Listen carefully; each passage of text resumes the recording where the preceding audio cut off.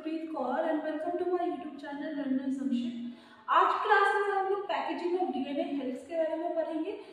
तो DNA helix का packaging कैसे होता है इसको समझने से पहले मैं थोड़ा डीएनए के ऊपर फोकस करना चाहूँगी। डीएनए क्या होता है? तो डीएनए एक मैक्रोमोलेक्यूल है जिसको हम लोग इंफॉर्मेशन मॉलिक्यूल या जेनेटिक मटेरियल भी बोलते हैं। जो डीएनए है, डीएनए का फुल फॉर्म आपको पता होगा, डीऑक्सीराइबोन्यूक्लिक एसिड होता है। डीएनए एक मैक्रोमोलेक्यूल है, तो ये छोटे छोटे मोनोमर से मिलकर बना होगा। उन मोनोमर को क्या बोलते हैं? डीऑक्सीराइबोन्यूक्लियोटाइड बोलते हैं। अब ये मोनोमर भी तीन चीजों से मिलकर बना होता है। एक तो नाइट्रोजनस बेस होता है। नाइट्रोजनस बेस में आपका आता है ATGC, adenine, thymine, guanine and cytosine. और दूसरा है पेंटोज शुगर। पेंटोज शुगर यहाँ पर कैसा होता है? डीऑक्सीराइबो होता है। डीऑक्सीराइबोस पेंटोज शुगर होता है और तीन फॉस्फेट ग्रुप होते हैं। ये तीनों चीजें मिलता है, नाइट्रोजनस बेस, पेंटोज शुगर जो कि डीऑक्सीराइबोस है और फॉस्फेट ग्रुप, ये तीनों मिलकर एक मॉलिक्यूल बनाता है जिसको हम कहते हैं डीऑक्सीराइबोन्यूक्लियोटाइड। और ये मोनोमर होता है डीएनए का। ठीक है ना? जैसे कि आपको पता है डीएनए डबल हेलिकल स्ट्रक्चर होता है। ठीक है ना? डीएनए क्या होता है? डबल स्ट्रैंडेड हेलिकल स्ट्रक्चर होता है। तो इसमें क्या है देखिए, पहले तो शुगर, यहाँ पर पेंटोज शुगर है आपका, ये एक नाइट्रोजनस बेस है जो कि एडेनिन है इस केस में, और यहाँ पर तीन फॉस्फेट ग्रुप है। ये पूरा स्ट्रक्चर मिलकर एक न्यूक्लियोटाइड बनाता है। इसमें जो डीएनए का बैकबोन होता है वो शुगर और फॉस्फेट का मिलकर बना होता है और उसके बीच में शुगर से बाउंड नाइट्रोजनस बेस होते हैं। ये जो स्ट्रैंड है 5 प्राइम पोजीशन से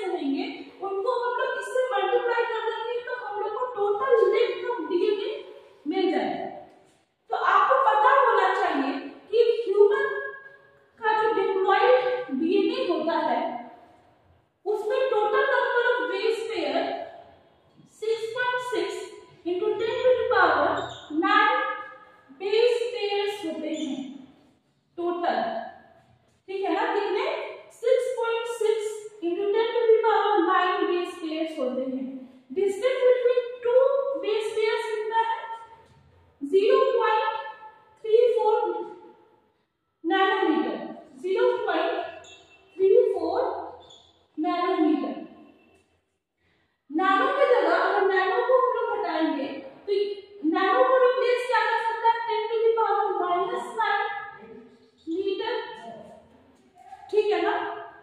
अगर हम इसे मल्टीप्लाई करते हैं तो अप्रोक्सीमेटली 2.2 मीटर्स इसका आंसर आता है। 2.2 मीटर इसका आंसर आता है। ये कैंसिल हो जाता है और इसको मल्टीप्लाई करेगा तो इतना के अप्रॉक्स आपका मीटर में आंसर होगा। तो क्या ये पॉसिबल है जैसे कि हमारा जो सेल है वो माइक्रोस्कोपिक होता है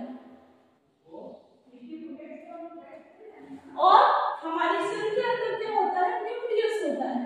तो न्यूक्लियस का जो डायमीटर होता है ना, न्यूक्लियस का जो डायमीटर होता है ये आपका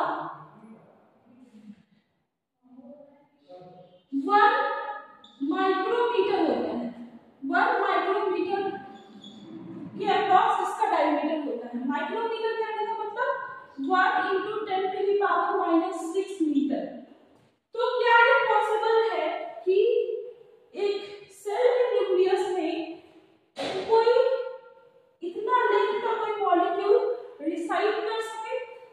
मीटर्स में है और ये माइक्रोमीटर में है, तो ये पॉसिबल ही नहीं है। तो क्या जरूरत हुआ वहां पर इसको पैकेज करने का, इसको पैकेज करके शॉर्ट लेंथ में कन्वर्ट करने का जिसके कारण ये इसमें डिसाइड कर पाए न्यूक्लियस में। ठीक है ना। तो ये जरूरत है। तो कैसे हम पैकेज करेंगे डीएनए को वो नेक्स्ट स्लाइड में देखते हैं।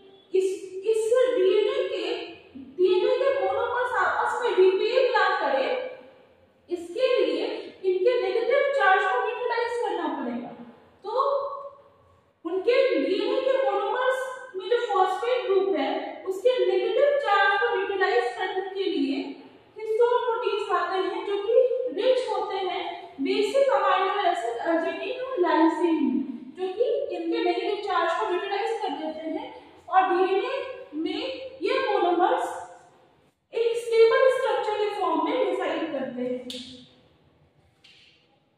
अब हम लोग बात करते हैं कि कैसे ये डीएनए और बेसिक प्रोटीन एक दूसरे से अटैच होते हैं डीएनए में। तो एक कॉन्सेप्ट दिया गया न्यूक्लियोसोम का, ठीक है ना, एक कॉन्सेप्ट आया था जिसको कहते हैं न्यूक्लियोसोम। अब ये न्यूक्लियोसोम क्या है? कहा जाता है कि क्रोमैटिन जो है ना वो एक बीड लाइक स्ट्रक्चर से मिलकर बना होता है। बीड लाइक मोती की तरह एक स्ट्रक्चर से मिलकर बना होता है। इन बीड लाइक स्ट्रक्चर्स को न्यूक्लियोसोम कहते हैं। इन बीड लाइक स्ट्रक्चर को क्या बोलते हैं? न्यूक्लियोसोम। अब न्यूक्लियोसोम में क्या होता है? न्यूक्लियोसोम बना होता है पहला चीज हिस्टोन ऑक्टामर का। हिस्टोन ऑक्टामर का बना होता है और डीएनए का 2 टर्न इसमें होता है। डीएनए 2 टर्न्स इसमें होता है, ठीक है ना। अब पहले समझते हैं हिस्टोन ऑक्टामर क्या होता है। हिस्टोन ऑक्टामर क्या होता है? जैसे कि ये इतने तरह के हिस्टोन्स होते हैं, तो हर एक का दो H1 को छोड़ के हर एक का दो जैसे H3 का 2 मॉलिक्यूल, मान लीजिए ये H3 है, इसका 2 मॉलिक्यूल, H4 का 2 मॉलिक्यूल, ठीक है ना। उसी तरह से H2A और H2B का 2 मॉलिक्यूल्स, H2A, मान लीजिए ये H2A है और ये आपका H2B, ये मिलकर एक वेज लाइक स्ट्रक्चर फॉर्म करता है। ये टोटल 8 मॉलिक्यूल्स मिलकर एक वेज लाइक स्ट्रक्चर फॉर्म करता है जिसको हिस्टोन ऑक्टामर बोलते हैं। और हिस्टोन ऑक्टामर के अराउंड डीएनए का 2 टर्न्स इस तरह से कॉइल अराउंड हो जाता है और फॉर्म करता है न्यूक्लियोसोम, ठीक है ना। इस तरह से ये डीएनए है, ब्लू कलर से जो मैंने बनाया स्ट्रैंड लाइक थ्रेड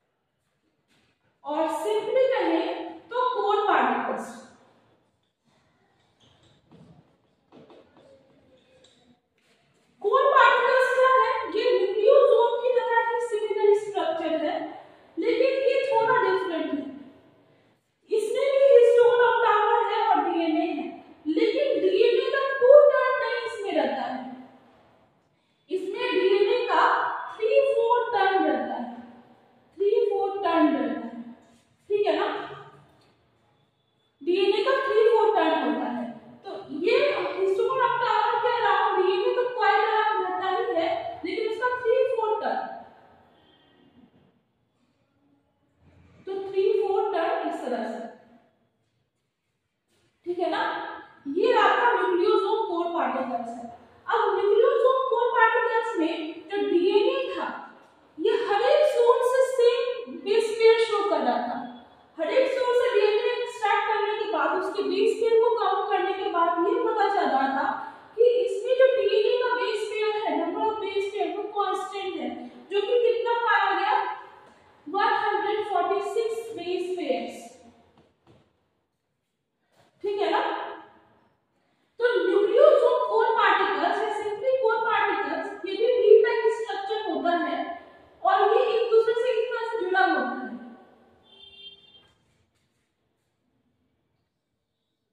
तो इसमें भी डीएनए है, आप इसमें भी डीएनए समझेंगे। ठीक है ना।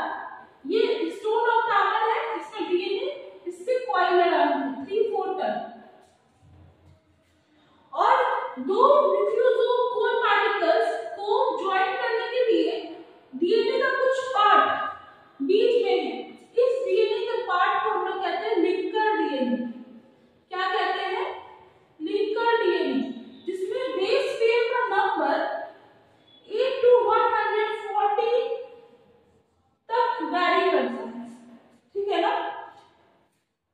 कोर पार्टिकल्स में जो डीएनए है, इसमें तो 146 होगा, 146, 146, 146, लेकिन लिंकर डीएनए में 8 to 140 के बीच में कुछ भी हो सकता है। ठीक है ना। जब न्यूक्लियोसोम कोर पार्टिकल्स इस तरह से अरेंज होते हैं सीक्वेंस के फॉर्म में, तो ये टोटल 100 एंगस्ट्रॉम थिक फाइबर्स को फॉर्म करते हैं। 100 एंगस्ट्रॉम थिक फाइबर को फॉर्म करते हैं। ठीक है ना। देन ये आपका इंटरफेस में ही है 100 एंगस्ट्रॉम थिक फाइबर, इसी को क्रोमैटिन बोलते हैं। 100 एंगस्ट्रॉम थिक फाइबर को ही क्रोमैटिन बोलते हैं। अब ये जो क्रोमैटिन थ्रेड है, ये आपस में ही कॉइल अराउंड हो जाता है, एक दूसरे से कॉइल अराउंड होकर एक स्ट्रक्चर फॉर्म करता है, जिसको हम लोग क्या बोलते हैं, सोलेनॉइड। एक स्ट्रक्चर फॉर्म करता है जिसको क्या बोलते हैं, सोलेनॉइड। ये आपस में ही कॉइल अराउंड इस तरह से हो जाता है, इस तरह से, और एक स्ट्रक्चर फॉर्म करता है सोलेनॉइड। सोलेनॉइड के एक्स पर आपका H1 होता है, उसको स्टेबलाइज करने के लिए, इस स्ट्रक्चर को स्टेबलाइज करने के लिए यही स्ट्रक्चर इसमें कन्वर्ट हो जाता है, जिसको हम लोग कहते हैं सोलेनॉइड। और सोलेनॉइड को स्टेबलाइज करने के लिए उसके एक्स पर H1 होते हैं। ठीक है ना। देन आपका एक और लेवल ऑफ कंडेंसेशन होता है। हम लोग डीएनए में, ये क्रोमैटिन में दो तरह के प्रोटीन्स के बारे में पढ़े, histone protein and non histone protein. Histone protein का फंक्शन तो समझ में आ गया, उसका स्ट्रक्चर समझ में आ गया, लेकिन नॉन हिस्टोन प्रोटीन क्या होते हैं, उसका क्या फंक्शन है? तो नॉन हिस्टोन प्रोटीन एक स्कैफोल्ड फॉर्म करते हैं। स्कैफोल्ड का मतलब होता है एक बेस, एक फ्रेमवर्क। तो इस तरह से वो एक स्कैफोल्ड फॉर्म करते हैं नॉन हिस्टोन प्रोटीन। और ये जो सोलेनॉइड है, ये नॉन हिस्टोन प्रोटीन के अराउंड, मान लीजिए कि नॉन हिस्टोन प्रोटीन को मैंने रेड से बना दिया, ये नॉन हिस्टोन प्रोटीन का स्कैफोल्ड है, और इसके अराउंड आपका सोलेनॉइड लूप्स के फॉर्म में अरेंज हो जाता है, इस तरह से लूप बनाकर इससे कॉइल अराउंड हो जाता है, जिसके कारण टोटल आपका 300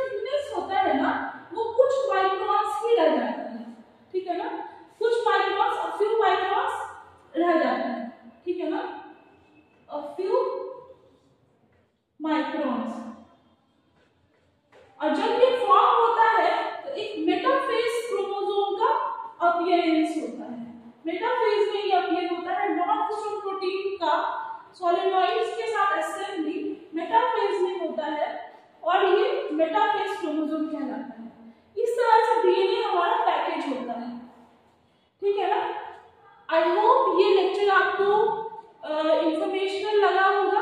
अगर आपको ये पसंद आया तो please hit the like button and please subscribe to my channel. Thank you.